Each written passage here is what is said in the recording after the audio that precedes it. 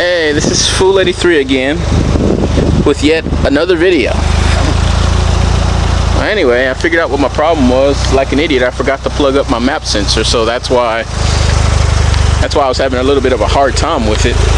And also, my spark plugs pretty much falled out, so I changed them up since I had like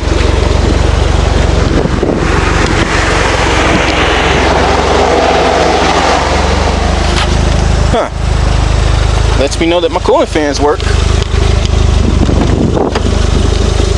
Anyway, if this is the right one,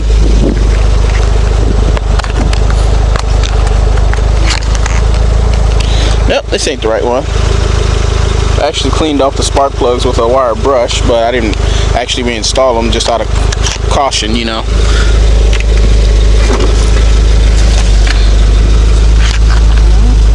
Ah, there we go. Yeah. Anyway, this is what the spark plugs look like after a few uses. A very, very few uses. I couldn't understand.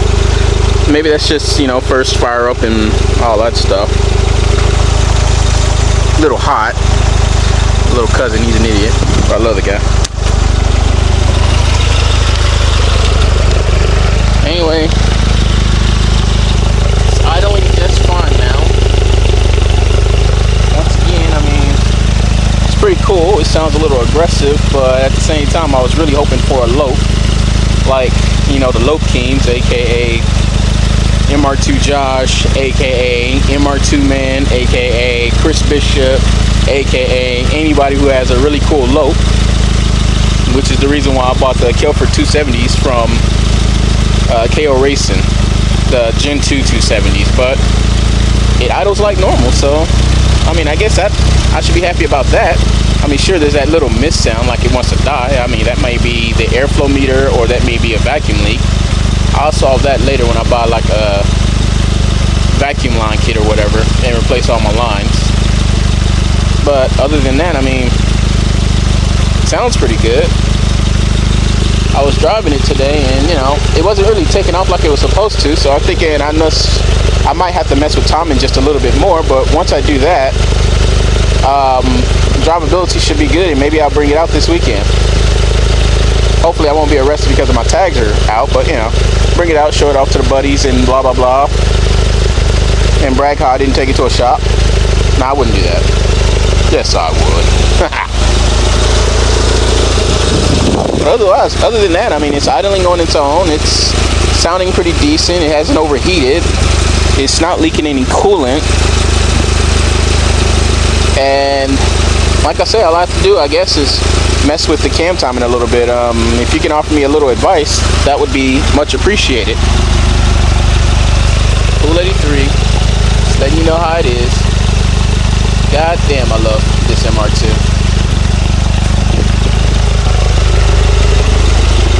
It tells you it has a problem. It really do have a problem.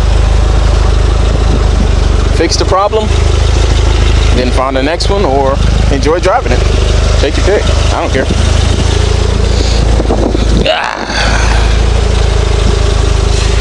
Yeah, the boost gauge issue was basically I forgot to plug up the map sensor, so that's why I would jump up all the time, which that was giving me the clue, hey, map sensor, not the wiring, map sensor, not the wiring.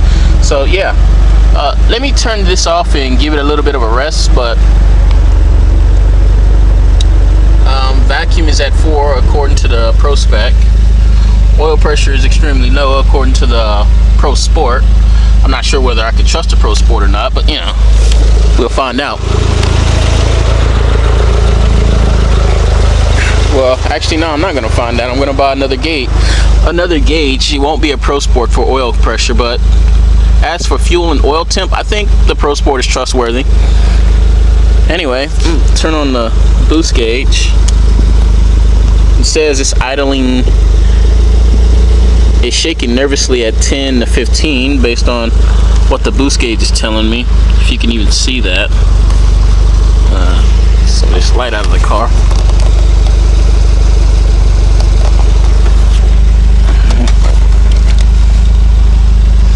Car is fully warmed up. It's not overheating. Gas is extremely low, so I might just drive it up to the gas station and give it a little swig of juice, or whatever you want to call it. Other than that, it's all right. And when I was driving, it seemed like the turbo wanted to spool a lot faster. Stock turbo, but still, that's a good sign, I guess. Lights are on, so that's good.